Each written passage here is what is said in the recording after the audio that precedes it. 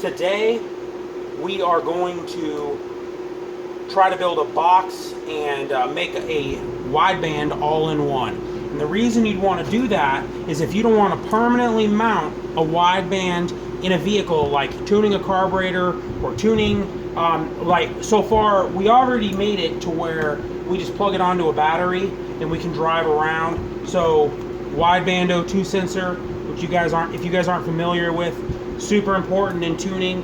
A normal O2 sensor only does basically lean or rich. It's between like 14 and 16 on an air-fuel ratio scale, and we need this particular sensor anyways goes between 10 and 20, which is super useful for tuning because the best power for naturally aspirated is made between 12 and 13 on the air-fuel ratio scale. So that's 12 and 13 parts air to 1 part fuel, basically, or oxygen. I think it's air. But anyways, see, we'll see. Like that's 14.7 is considered stoichiometric, basically the most efficient for emissions. But we don't care about emissions. We care about power.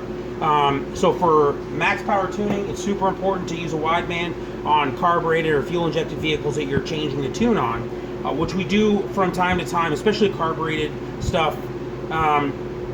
So if you don't want to permanently alter it by putting it in, and you're a cheap ass, then this is going to be for you. This is the kit we bought. This is the 30-4110, and we're going to try to basically make it all in one, so that, and we're going to power it. We're going to at least try to power it with a Milwaukee 12 volt. So instead of having a car battery and having to have these hooked up, we're just going to make it where, and this is a charger that I took apart, we're going to try to make it to where you can just plug a battery on from the outside of a box we're going to make, or maybe the inside. I haven't quite figured that out, but plug the charger on and have it all self-contained in a box. And then the only thing that's not going to be self-contained is the wideband itself, the O2 sensor, which you have to be very careful with these, by the way. If you drop these, there's a wafer in here that you can break, and then this is basically a $90 sensor that's useless. What you do have to do if you want to be able to plug the wideband in, you can't just put it in the end of the exhaust. It has to be near the collector in the front. One of these does come with, I bought a bunch of these.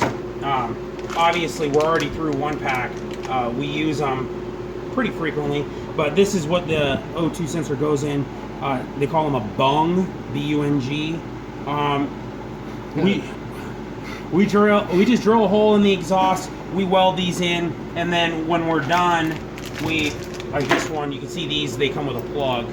So we weld these in, and then we take the O2 sensor out, and when we're done, we put the plug in.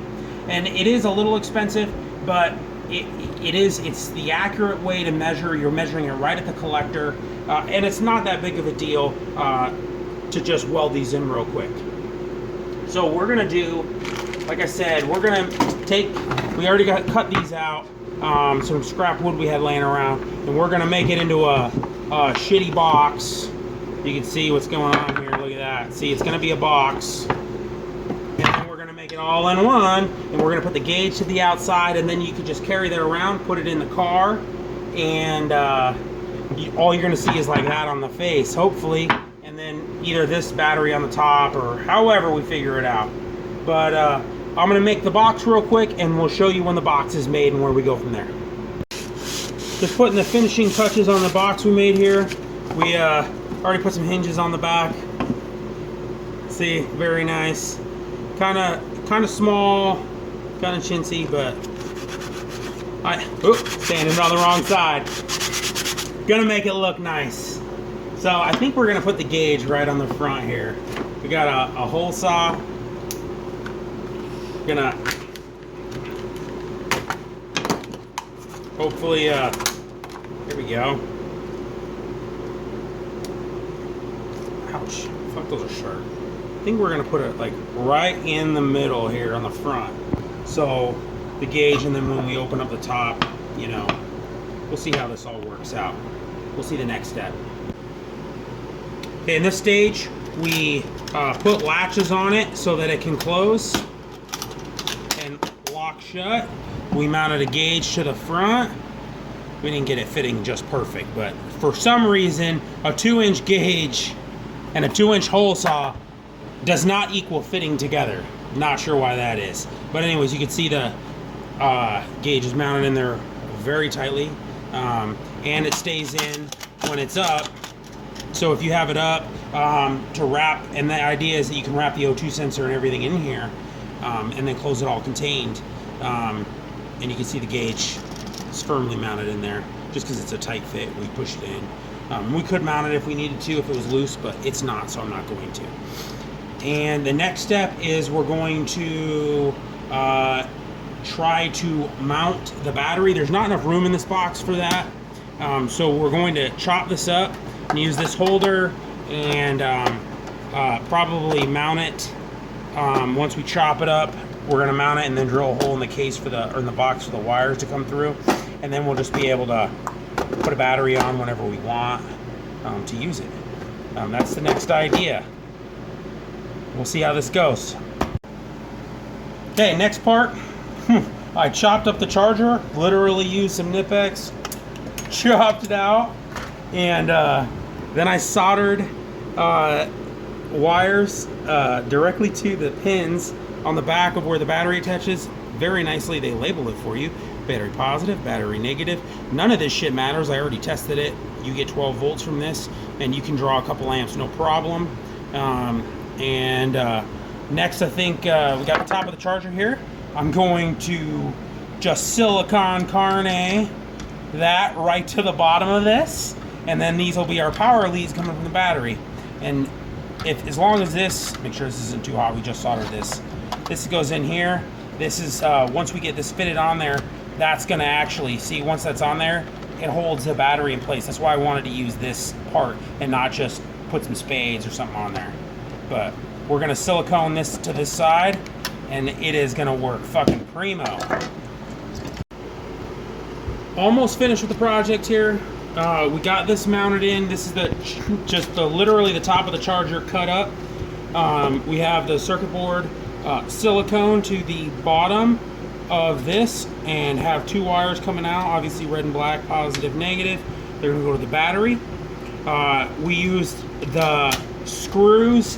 1 screw was all that was left in that held the charger together. When we put that through from the bottom, sits flush. That is the screw that we just took out, so we reused that.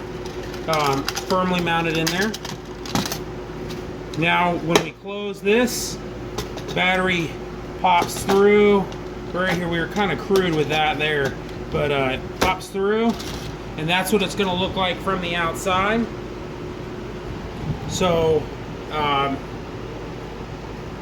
the next step after, now we won't be able to open and close the lid with the battery in, but that's fine.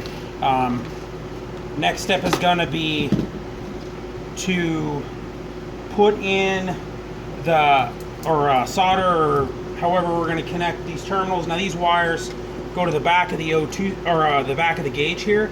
These are how we used it before, but we don't need the, you only need the red and the black wire off this. These are for data logging. I wasn't planning on putting data log into this setup, although we could. Maybe I'll depin, and that's probably what I'm going to do. Is I'm going to depin them, and so that we can have the option in the future, if we want to data log, we can with the white and the blue wires here, and then we'll just leave the power and ground for right now. Okay, we got some power and grounds hooked up. You can see we put a fuse holder in there. I got a 3 amp fuse here. The paperwork, this is the instruction manual that came with the gauge set. It takes 1.3 amps to run, and that's everything is ran.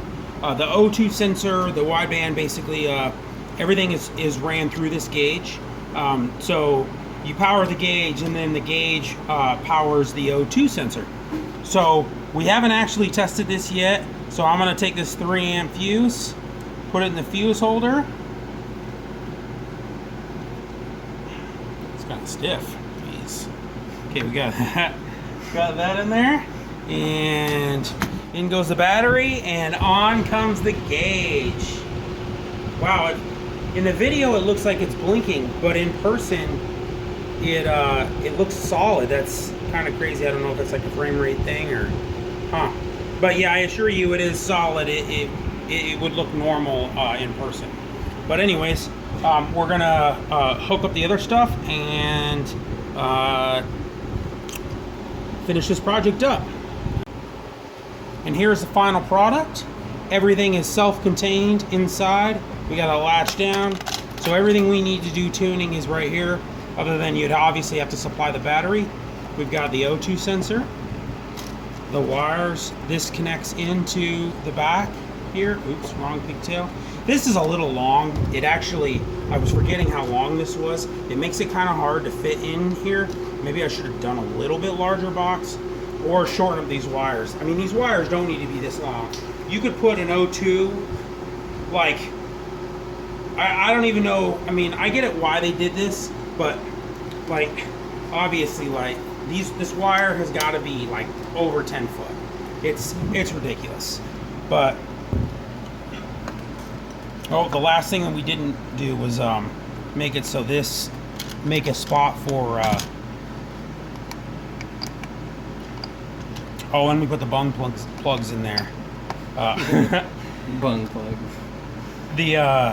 So that if we were somewhere, we could weld them in, don't lose them. I've got a bunch of these, but that's all that would fit in here. But bottom line is, it is a self-contained wideband sensor.